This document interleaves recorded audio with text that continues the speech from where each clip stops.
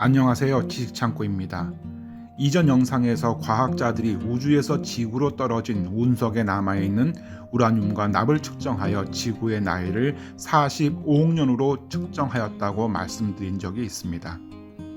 이런 배경에는 우주의 혼돈 시기에 수많은 원시 행성이 생겨나 이동하는 가운데 서로 충돌하여 붕괴가 일어났으며, 붕괴된 행성의 일부는 중심으로 모여들어 거대한 행성인 태양을 만들었고, 이렇게 만들어진 태양은 주변에 떠돌아다니는 행성을 중력장으로 묶어 지금의 태양계를 형성하게 되었다는 태양계 형성 이론이 있습니다.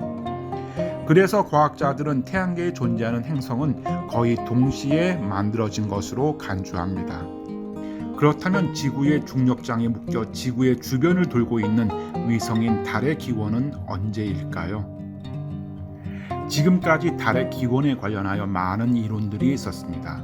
다른 행성의 위성이나 소행성이었던 천체가 지구에 붙잡혔다는 포획설, 지구와 달이 동시에 만들어졌다는 쌍둥이설, 그리고 마그마 상태의 지구 일부가 떨어져 나가 달을 만들었다는 분리설 등이 그것입니다. 하지만 20세기 말에 진행된 아폴로 우주선들의 달 탐사 결과는 두 가지 사실을 말해주고 있습니다. 첫째, 달의 암석을 이루고 있는 동위원소가 지구와 거의 일치하다는 점과, 둘째, 달에는 지구와 같은 커다란 핵이 없다는 점입니다. 만약 달이 다른 곳에서 만들어졌다면 지구와 동위원소가 거의 일치할 수 없다는 점에서 포획설은 설득력이 떨어지며, 원시 행성으로부터 만들어진 다른 모든 행성이 내부에 커다란 핵을 가지고 있는 것에 비해 달의 경우는 오직 작은 핵만이 존재하기에 쌍둥이설 또한 근거가 없는 것으로 밝혀졌습니다.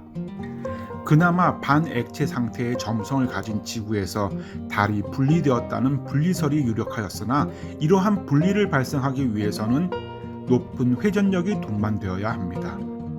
하지만 물리법칙에 따라 반액체 상태의 물체는 내부 파동으로 인하여 오히려 고체 상태보다 회전력이 떨어진다는 문제점이 있습니다.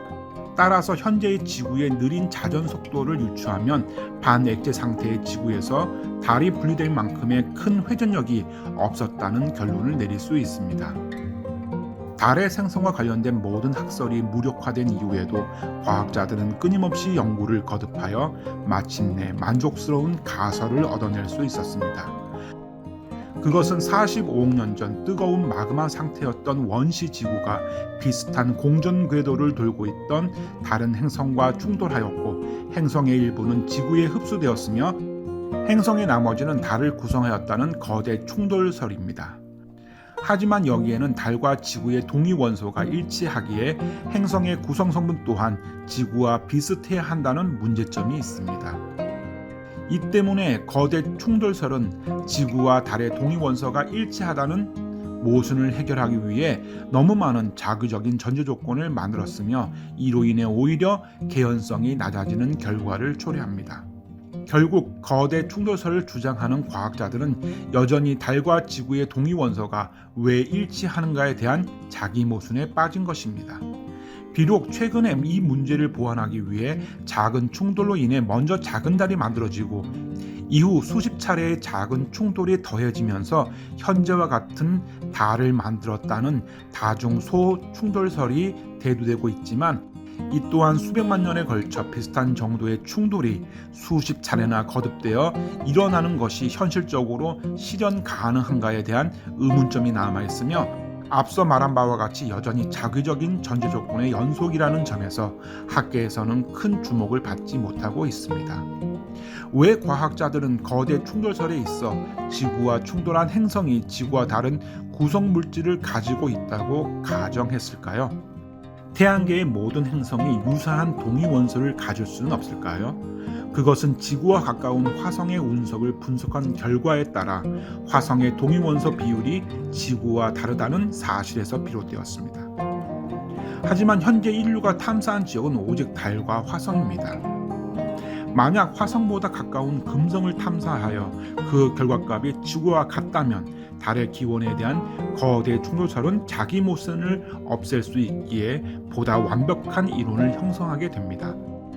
하지만 해결의 실마리를 가지고 있는 금성은 이산화탄소로 인한 온실 효과로 고온고압의 대기를 가지고 있기에 현재의 과학으로는 탐사가 불가능합니다.